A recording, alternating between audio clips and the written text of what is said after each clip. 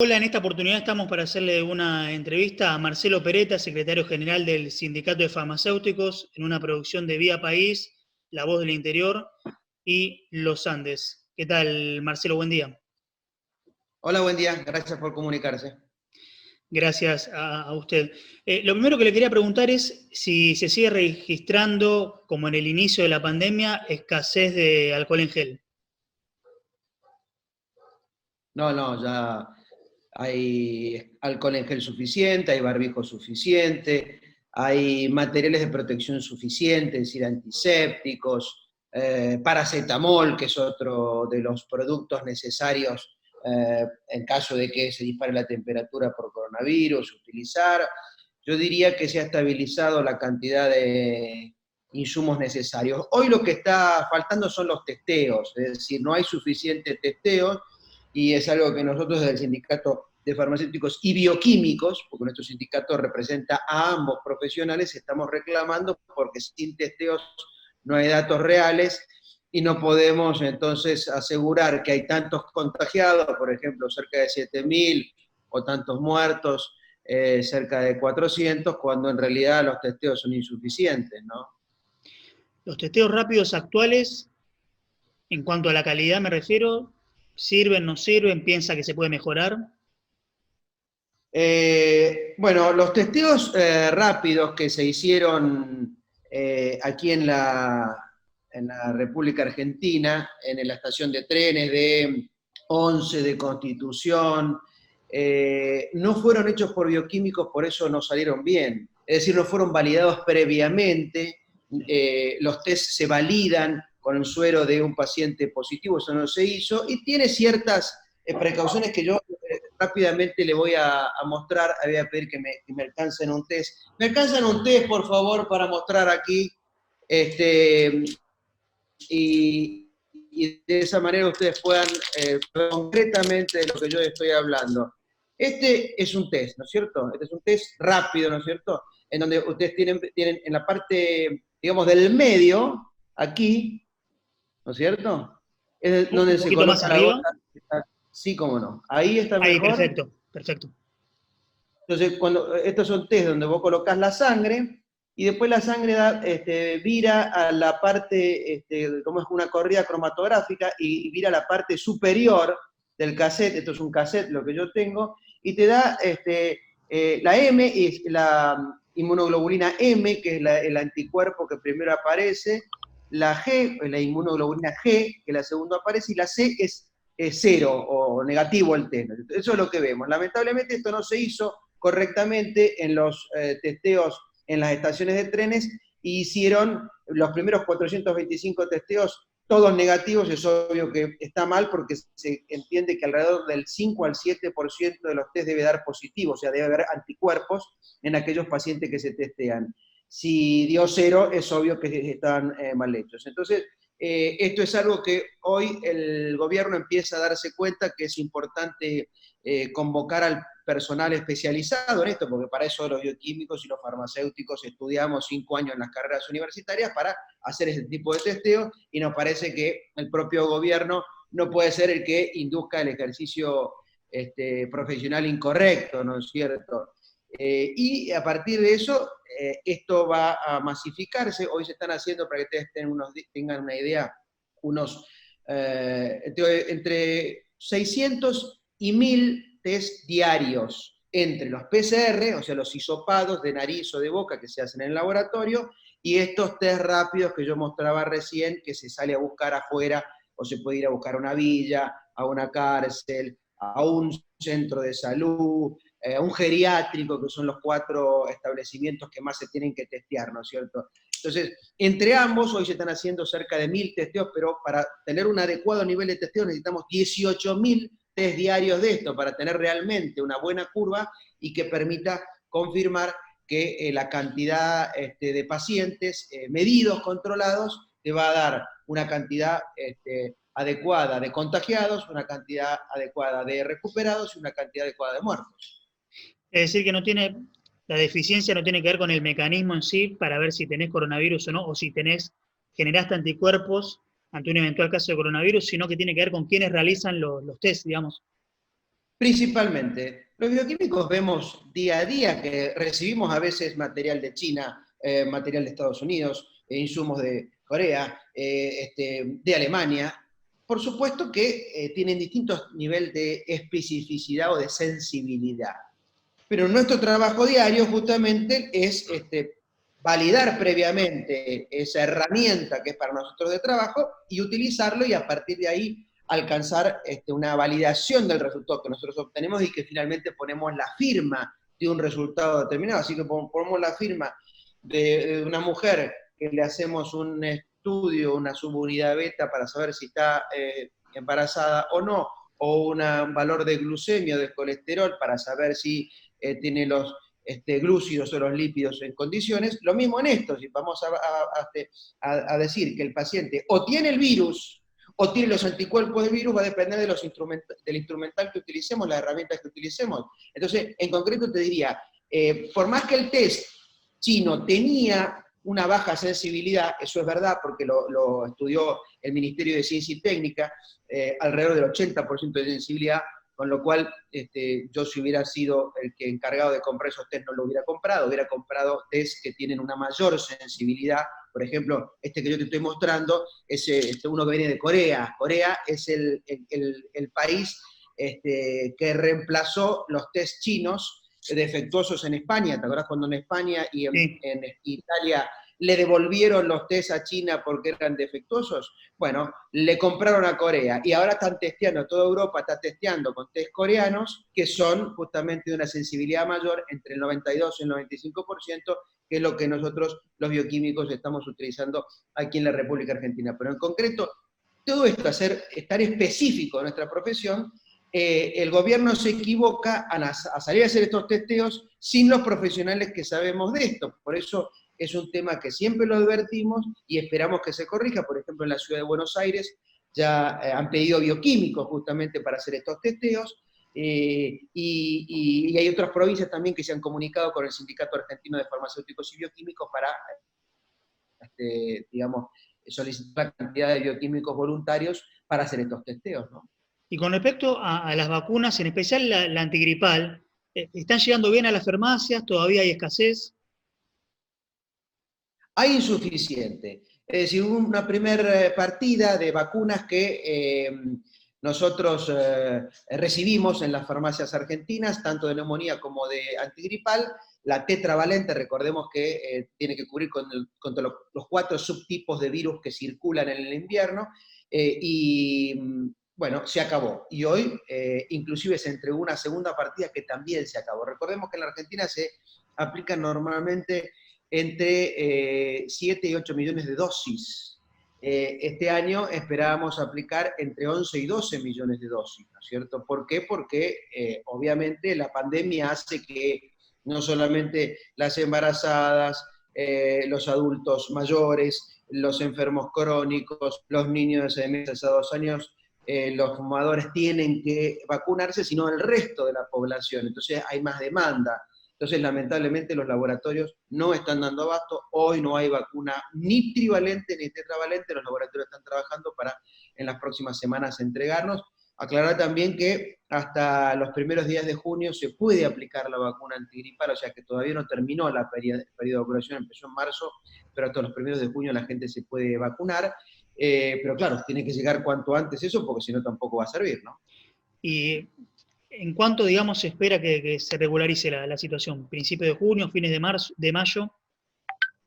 Nos prometieron para que fines de mayo ya tengan la vacuna antigripal nuevamente en la Argentina y, digamos, la segunda partida y bueno, podamos tener en todas las farmacias argentinas la vacuna antigripal, como se hace año a año, que vacunamos a los adultos mayores, pero también al resto. Hoy la población va a buscar la vacuna a la farmacia que tiene un vacunatorio, que ya tiene todo un desarrollo en cuanto a las vacunas que aplica, y bueno, y a partir de ahí confía en el farmacéutico, que es el que le aplica las vacunas. Así que esperemos que a fin de mayo, como nos prometieron los laboratorios, estén las vacunas para que la gente ya pueda disponer de ese, digamos, de esa prevención, que recordemos no es contra el COVID, la vacuna no tiene la protección contra el COVID, pero tiene la protección contra el resto de los virus, gripales que circulan en nuestro país, por tanto, si ya no se engripa de los virus que habitualmente circulan en el país, bueno, va a estar más fuerte para enfrentar al virus, ¿no es cierto? Probablemente en el 2021 la vacuna antigripal ya incluya el subtipo de virus COVID, con lo cual vamos a tener protección para eso. Mientras tanto, es mejor abrigarse, comer bien, usar barbijo, algo que los bioquímicos y farmacéuticos dijimos de entrada. Digo esto porque los infectólogos, que parece son los reyes de la palabra sanitaria, y todo lo que dicen ellos es cierto, han equivocado mucho en decir que el virus no venía, en decir que no era necesario el barbijo, en decir que los testeos alcanzaban con lo que se hacía, y se han equivocado en todas estas cosas, ¿no es cierto? Entonces, la recomendación también, la gente tiene que saber que hay un equipo de salud, y la palabra del infectólogo vale, pero también la palabra del bioquímico y también la palabra del farmacéutico, ¿no? En el caso que esté lista la vacuna contra el coronavirus, en un hipotético caso, ¿cuáles serían los pasos a seguir desde el punto de vista de la logística y también en cuanto a establecer un precio local? Bueno, las vacunas hacen estudios, ¿no es cierto? Vos lo podés hacer con virus vivos, atenuados, o sea que no te enferman, o virus muertos. Claro, en una concentración bajísima para que a los voluntarios le dé el desarrollo del anticuerpo, que es lo que buscás, ¿no es cierto? Las defensas, la inmunidad adquirida, se llama adquirida a través de la aplicación de la vacuna. Eso lleva tiempo, ya se están investigando, hay varias vacunas circulando, algunas en China, algunas en Europa, otras en Estados Unidos, eso viene bien. Ahora, ¿qué pasa? Estas vacunas después se patentan, entonces los laboratorios que patentan, la patente les permite ser exclusivos durante un tiempo y fijar el precio que ellos quieren durante ese tiempo es alrededor de 20 años. Entonces el precio lo termina fijando el laboratorio, como del resto de los medicamentos que están bajo patente, y generalmente se abusan. Normalmente la Organización Mundial de la Salud dice que una vacuna debe valer $2, $3 con toda la furia, y bueno, vos ves que la antigripal en este año ya está en 1.400 pesos. 1.400 pesos, estamos hablando de $10, ¿no es cierto? Hoy está justamente está a 130 el dólar, el blue, ¿no es cierto? Está hablando de $10.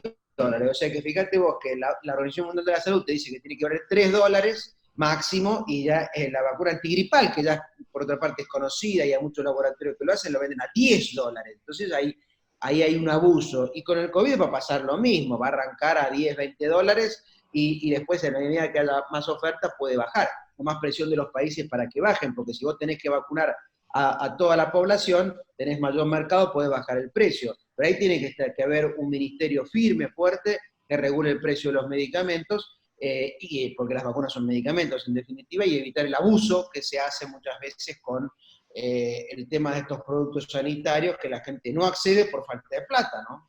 Justo hoy la OMS salió a decir que podría quedarse para siempre el virus. ¿Opinás lo mismo? Los virus mutan. La OMS también, digamos, dijo cosas, se contradijo, aparte si lo dijo en potencial, podría, es algo que, bueno, también tenemos que analizar y ver, ¿no?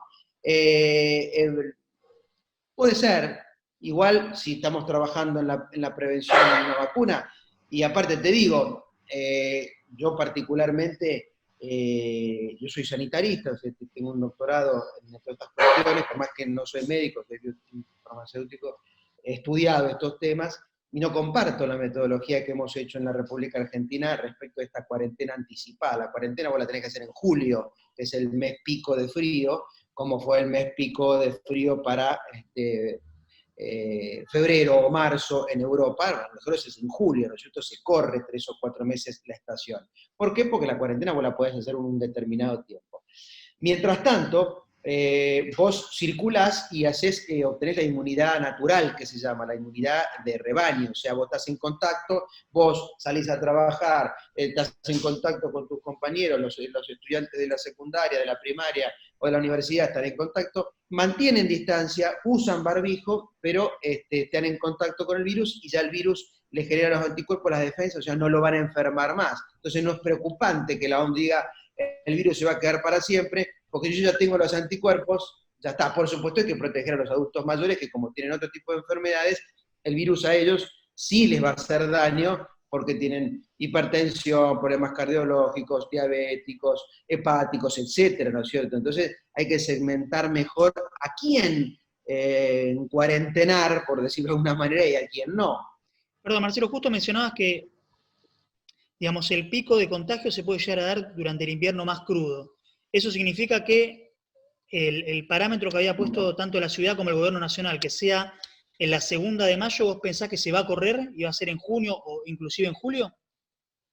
Para mí va a ser en julio. Nosotros siempre dijimos junio, julio. Hay publicaciones nuestras en Perfil y otros medios que justamente valieron la crítica de mucha gente, porque imaginás, escribir en febrero. En febrero nosotros decíamos que el barbijo debía ser obligatorio. Que nos decían, no, ustedes quieren vender barbijo. Bueno, la realidad nos dio la razón. Que había que hacer test masivos. No, porque no se pueden pagar, no, es impagable, eso es una locura, no se puede.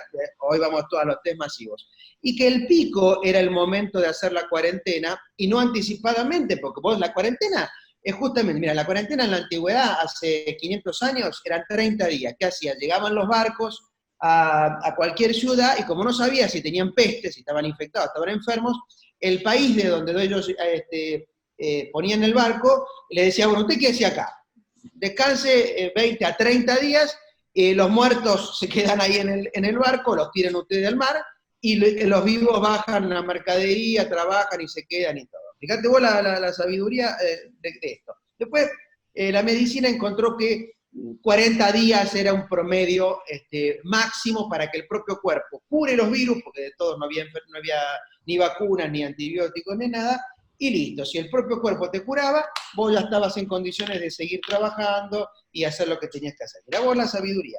Pero no más de ese tiempo, porque también el cuerpo no puede estar más de ese tiempo encerrado, aislado, porque tiene otros problemas de salud asociados. Y esto es lo que pasó, entonces, en concreto, la cuarentena, bueno, la puede ser en febrero, cuando estamos transitando nuestro verano, y mandar a encerrar a la gente con la temperatura de calor, cuando es el momento oportuno que salga, con distanciamiento, con protección, para hacer la inmunidad, digamos, natural que se dice. Y sí, en el frío, que va a venir junio/julio, ahí sí el encierro mucho más estricto, entonces eso es mucho más efectivo. Hoy nosotros entendemos que se sobreactuó este tema con una cuestión de que la gente dice, bueno, nos protegen, pero vamos a ver si esto es realmente lo mejor, lo más óptimo, porque en realidad la cantidad de contagios y la cantidad de muertes los vamos a tener ahora. De hecho, si vos analizás los últimos 3 días, tuvimos mayor cantidad de contagiados y mayor cantidad de muertos. Que por otra parte es lógico, porque estamos aproximándonos a nuestro invierno, ¿no es cierto? O sea que eso no es irracional. Entonces lo que fue irracional es encerrarnos en pleno verano, cuando en realidad nosotros tenemos que encerrarnos en el invierno, ¿no es cierto? Y ahora la gente tiene otro tipo de problemas que son la obesidad, dolores en las articulaciones, problemas psiquiátricos, porque el encierro ya no lo aguanta más, problemas con el alcoholismo, el tabaquismo, es decir, otros problemas de salud que van a conducir a generar nuevas enfermedades y muertes por haber anticipado una cuarentena, que es la última medida, para que la gente lo entienda. El encierro, el aislamiento es la última medida. Antes vos tenés que preparar el sistema de salud, eso estuvo bien, se consiguieron más camas, más respiradores, se capacitó el personal, se hicieron procedimientos, protocolos, se compraron más barbijos, más camisolines, se indicó a la gente cómo higienizarse, lavarse las manos, el rostro, cambiarse de ropa. Todo eso estuvo bárbaro. El error fue adelantar el encierro, porque el encierro pasivo enferma, y sin embargo la salida con distancia, con precaución, te cura, entre comillas, ¿no es cierto?, frente a un virus, porque siendo que todavía no hay vacunas, ni la va a haber por un tiempo largo, lo mejor que puedes hacer es que tu propio cuerpo, bien alimentado, tome las defensas, ¿no? Cambiando un poco de tema y la última que le hago, ¿qué medicamentos tuvieron más demanda en esta cuarentena? Y saber si hubo controles con respecto a los precios de esos medicamentos. Paracetamol fue el pico, ¿no es cierto? Lamentablemente no hubo controles, nosotros lo denunciamos al Sindicato de Farmacéuticos y Bioquímicos, fíjate vos que estaba la tirita, ¿no es cierto?, de 10 o 12 comprimidos en 80 pesos y pasó a 120 pesos, ¿no es cierto? 50% de aumento. Y necesariamente, porque el paracetamol es un medicamento viejo que no tiene necesidad de patente ni nada que se le parezca, y que podía haber tranquilamente mantenido ese precio porque iba a vender mucho más. Los laboratorios, digamos, propietarios de esas moléculas iban a vender más. Pero bueno, el abuso siempre presente en la industria farmacéutica. Y después hubo abusos también con el alcohol en gel, ahora por suerte bajó el precio, con los barbijos, por suerte bajaron los precios y ahora están a precios más accesibles, pero vos te acordarás, al principio de esto querían cobrar un barbijo 1.300 pesos. Hoy por suerte sale 100 pesos, 80 pesos, un barbijo, porque también se llamó el debate de tapaboca, ¿no? Digamos, vos tenés que cubrirte con un barbijo que te proteja la nariz, la boca y el mentón, todo ahí adherido, ¿no es cierto? Porque de esa manera el aire no va a entrar por el costado y la barrera, la tela que, digamos, tiene el barbijo se utiliza como barrera. Entonces el virus, digamos, queda en la barrera externa, ¿no es cierto? Y no ingresa. Entonces vos como que respirás un aire filtrado a partir de usar el barbijo, no el tapabocas. Mezclaron todo diciendo, no, porque hay pocos barbijos. Es cierto, pero los barbijos que usan los profesionales, los N95 que usamos en los hospitales o algunos, se provee por otro sistema, no son los que se venden en la farmacia.